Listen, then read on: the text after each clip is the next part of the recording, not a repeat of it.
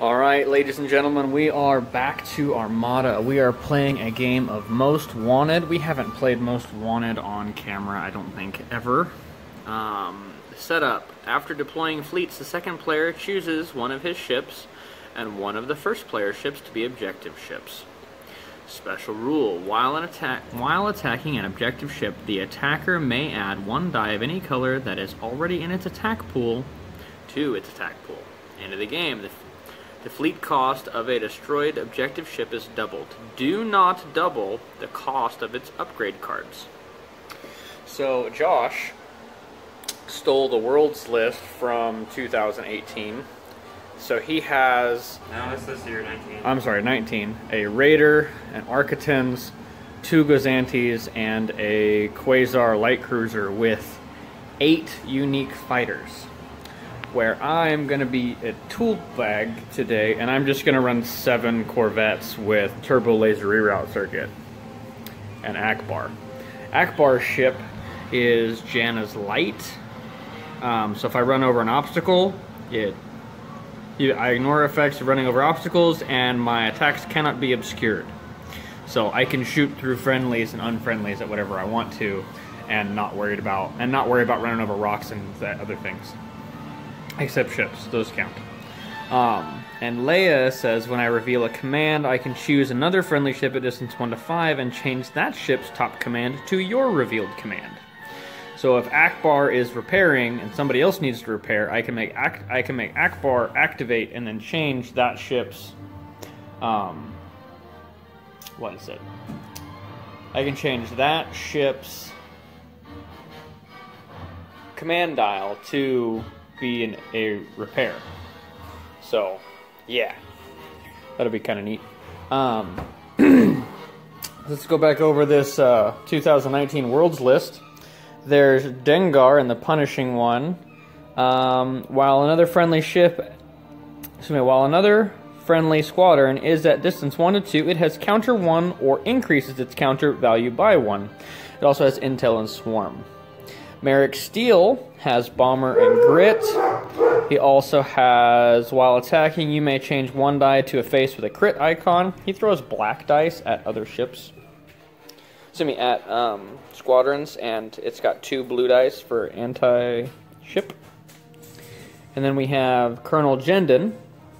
During your activation, instead of attacking, you may choose 1 friendly squadron at distance 1 to 2. That squadron may perform an attack even if it has already activated. So that's like crazy good. And it also has heavy and relay too. Then we have Valen Reuter. While an enemy squadron is engaged with another squadron, it cannot attack you. Not going to work this game, but. And then we have the classic Howl Runner. While another friendly squadron with Swarm at distance 1 is attacking a squadron, it may add 1 blue die to its attack pool. Not going to matter this game. Muller Missile. After you move, each squadron engaged with you suffers 1 damage. Again, with the not going to matter this game. And then we have the Saber Squadron, TIE Interceptor Squadron. Has Snipe 4, which is really, really good, but won't matter this game. And we have Sienna Ray. While you are defending, the attack is treated as obstructed. So, that does matter this game. That means my Corvettes can't shoot at Sienna Ray. So, either way, I'm really not going to be... Yeah, even if I concentrate fire, because concentrate fire adds a die after you roll. So, then we have the Quasar Fire 1 Cruiser Carrier with Squall, which allows him to activate up to 3 unengaged squadrons, which will be all of them. At close to medium range, these squadrons may move up to distance 2. If they do, they cannot end their movement engaged. So he's going to get to move 3 of his squadrons for free when this ship activates. Flight Controllers, which is a 6-point upgrade of Not Gonna Help, because it increases the blue die. Increases the number of blue die. Increases the anti-squadron armament of a squadron that you activate is increased by 1 blue die until the end of the activation. Wow, can't read today. Boosted comms, which means he can do things at long range, and Skilled First Officer. Before you reveal a command, you may discard this card and discard the top command dial. Alright, and now we're going to go over to the Glazantes, which have Comms Net, which means he gets to give other things tokens. So whenever he reveals a command, he can give somebody else a token. I think it's that point, yeah. Yeah, command dial step. Alright, and then we have the Architon's Light Fighter. Has Captain Brunson, while defending at distance 1 and 2 of an obstacle. During the spend defense token step, you may exhaust this card and choose and cancel one attack die. That's neat. And then we have Centaur. I don't know if I'm pronouncing that right, but it doesn't really matter. Yeah. When another friendly ship resolves a squadron command, up to 2 of the squadrons it activates can be close to medium range of you. So, that's like Relay, but for a capital ship. And then we have Engine Tech, so he can move more. And then we have the Raider, which is super important because it has Sloan. Sloan says when a friendly squadron without Rogue is attacking, it may spend 1 die with an accuracy icon to choose and spend 1 of the defender's defense tokens while attacking a ship. It may also reroll 1 die with a crit icon. So that's super helpful. And then Hondo. Why is this super shiny? At the start of the ship phase, you may discard this card. Choose. Let me try that again. At the start of the ship phase, you may discard this card to choose 2 different command tokens and place them on 2 different ships. Then your opponent chooses 2 different command tokens that you did not choose and places them on 2 different ships. So, let's say Josh chooses the top 2. So he has Concentrate Fire and Squadrons. That means I get to place a Maneuver and Engineering token on one of my ships. Or on 2 of the ships. Do they have to be your ships, or they just have to be ships? So I get 2 to put on 2 of my ships, and you get 2 to put on 2 of your ships. Okay. So Hondo gives 2 tokens to the bad guys and 2 tokens to the good guys, regardless of which way you think this encounter actually goes. So yeah, we're doing Most Wanted. Haven't done this in a while. We actually haven't played Armada in a little while, so this might be a little rough, but we're gonna have some fun anyway. Here we go. Alright folks, this is deployment. We are about to begin the first turn. The Corvettes are all doing weird things. So 4 of the Corvettes are all going that way and at speed 2. Akbar is here, and this guy are also at speed 2. This one's at speed 3. So yeah, we'll see how this goes. And then the Glazantes are at speed 2. Glazantes are at speed 1. At speed 1. Everybody The else is Architons is at speed 2. The Raiders at speed 2. 1. And the Quasars at speed 1. And then the Fighter Ball is right here in the middle. Alright, so yeah, that was... I'll back up so you guys can see the rest of our map. And yeah, this will be interesting. Here goes turn 1. So this is partway into turn 2, that's why the sticks are out. Ship number 7 was here. Ship number white was back here. The Raider was back there, moved that way. The objective ships are this Corvette and the back Glazante over there. So, yeah, this is part of turn 2. Alright, this is bottom of turn 2. The objective Corvette has taken a point of damage on its hull and is missing shields from its front and its left side. I don't know whether that's port or starboard, but yeah, I'll figure it out maybe eventually. So speed 2, speed 2, speed 2, speed 3, speed 4. The Glazantes are both at speed 1. The Architons is at speed 2.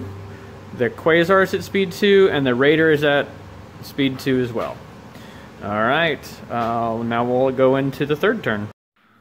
Alright, this is bottom of turn 3. Josh has killed my objective ship. I have dealt minimal to no damage to his stuff.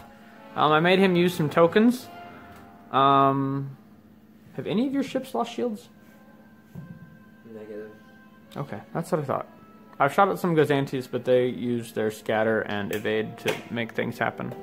But this next turn should be pretty neat. We'll see what happens there.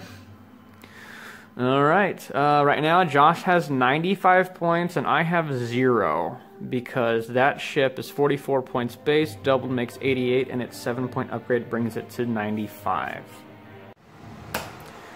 The Empire has earned another 51 points by killing Corvette number 5. And this is where the fun begins. This Corvette is at speed 2, Akbar is at speed 4, that is White Corvette is at speed 4, Corvette 3 is in the back, that one's at speed 3, and then this one's at speed 4. But this guy has an engineering token, those 3 have maneuver tokens, and then that guy's got an engineering token. So, yeah. This Gozanti, the not important Gozanti, has 1 hit point left, or 2. Not important. Not important has 1. The Architans has 2. And the important Gozanti has 2 hit points remaining. 2 hit points remaining. Alright, so I gotta do 2 hit points there, 2 hit points here, and then 1 point there. And then I gotta kill both of those. If I get that one, I get another 18 points. No, if you kill the Gozanti, it's 25 right now, so you get 24 more? 23 more? Yeah. Okay. So he'd be worth 48 points. Yeah. So that's not terrible, but it's not great. This was the end of turn 4, on to turn 5. This is during turn 5. This is going to get super cluttered, so we're just going to do it now. The first Corvette to activate rolled excess damage to the Architans. And yeah, now it's probably going to die, because it can't take all that much, and it's going to get focused down. Yeah, so time to move it. So the fleet of Corvettes is down to 3. None of the fighters are dead. These stupid Gozantis have 1 hit point, 1 hull left, because I couldn't run into it. So we're at the same number of activations, except that he has a bunch of little assets called fighters. Yes, I said assets. Assets. I wanted to say something else, but that's not appropriate. But, yeah, this game has not turned out very well for the terrorists.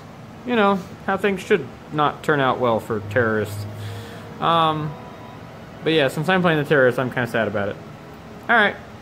That was turn 5, on to turn 6. Thank you. So, the end of our game. Only 2 Corvettes remain.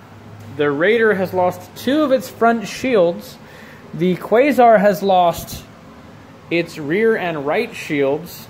And there are still 4 fighters to activate, which will all have to move and then shoot, and none of them can do that, so these 2 Corvettes remain alive. The White Corvette is at speed 4 and Akbar is at speed 2. If we had played another game, Akbar would have positioned a little bit differently. But yeah, the Corvettes probably should have circled the wagons and chewed them from range, but I had to put all my stuff down first, and he was going to get to react to all of it. So I chose to do weird things. These 3 ships were the 3 ships that went off in the other direction to begin with. And yeah, they're the ones alive because of it. So I ended up attacking him in 2 waves, and it did not work in my favor. As things usually work. Just slightly in Josh's favor, more than mine. But that's okay, we had fun. We still enjoy playing Armada. And yeah, this was Most Wanted at 400 points. Like this guy's a jerk. By the way, folks, this is Merrick Steele. He is MVP of the game. He has 5 Corvette kills. And the assist of the game goes to Colonel Jindon for letting this douche shoot twice in a round. Yeah, and Sloan, whenever he rolls an accuracy, he still gets to do something. Because gross stuff happens. Yeah, so Merrick throws 2 blue dice at ships. Yes. Sloan says that accuracies can exhaust defense tokens of ships. Merrick says that he can change one of his dice to a crit. So he rolls 2 blue dice. Most likely he's going to do a hit or a crit. And if he rolls an accuracy, you know, after he does a reroll, because he wants to do damage on a blue die, you only have 3 choices. They're either hit, crit, or accuracy. There are no blanks. So Merrick is either doing 2 damage to a ship, or he's doing a damage and exhausting one of my defense tokens. Or making it just disappear. By the way, Sloan can exhaust exhausted defense tokens, which discards them. This happened to 4 of the 5 corvettes. So my redirect tokens got eaten by a fighter ball. Mostly this guy.